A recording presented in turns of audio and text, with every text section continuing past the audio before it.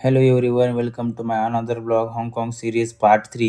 मागील पार्टमध्ये तुम्ही बघितला असन की मी लाईटीचा शो बघून घरी गेलो होतो आणि आराम केला. उशिरा झोपल्यामुळं सकाळी खूप लेट उठलो, लवकर तयार झालो आणि 12 वाजता निघालो दुसऱ्या पॉईंटकडे नवीन ठिकाण बघण्यासाठी. मग चालता चालता हा व्ह्यू बघू शकता तुम्ही, किती सुंदर आहे. हा व्ह्यू बघून झाला, पण वेदर इतकं जास्त गरम होतं की विचारू नका. मग लवकरात लवकर पुढे निघालो तर बघतो तर काय, ही आहे सबवे लाईन. हे बघा, सबवे खूप जास्त प्रसिद्ध आहे हाँगकाँगमध्ये. मग आलो मेट्रो स्टेशनला. हे बघा, लाईनीत उभी आहे डिसिप्लिनमध्ये, एकामागे एक. मग मेट्रो आली. हे बघा, आहे मेट्रो कार्ड. हे ऑक्टोपस कार्ड आहे. हे मी एअरपोर्टवर घेतलं होतं. हे तुम्ही कुठेही पण वापरू शकता पुऱ्या हाँगकाँगमध्ये. शॉपिंग करा, काही वस्तू बाय करा मार्टमधून. मग आम्ही आमच्या लोकेशनला पोहोचल्यानंतर तुम्ही हा बघू शकता, किती सुंदर असा व्ह्यू आहे. मग आम्ही इथे व्हिडिओ काढले, फोटोशूट केले. हा व्ह्यू इतका छान होता की असं वाटत होतं की इथेच उभे राहावा आणि नुसतं बघत राहावा. पण ऊन खूप जास्त होतं, गरम खूप जास्त होतं.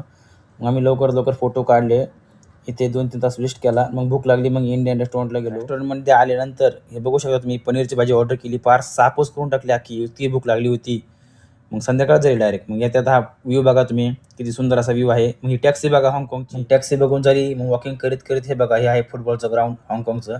पण इथे सर्वजण आहे बसलेले, सर्व फिलिपिनचे. सगळ्यांचे विजा ते तेच पण नाही आहे, त्यांना जुडे आहे ना बांगलादेश, पाकिस्तान, इंडिया पण आहे खूप जास्त. खूप बेकार आहे हाँगकाँगवाल्यांचं. फॉरेनर जास्त आहे इथे, लोकल कमी आहे. चला मग निघालो आता घराकडे. व्ह्यू बघत बघत भेटूया पुढल्या पार्टमध्ये.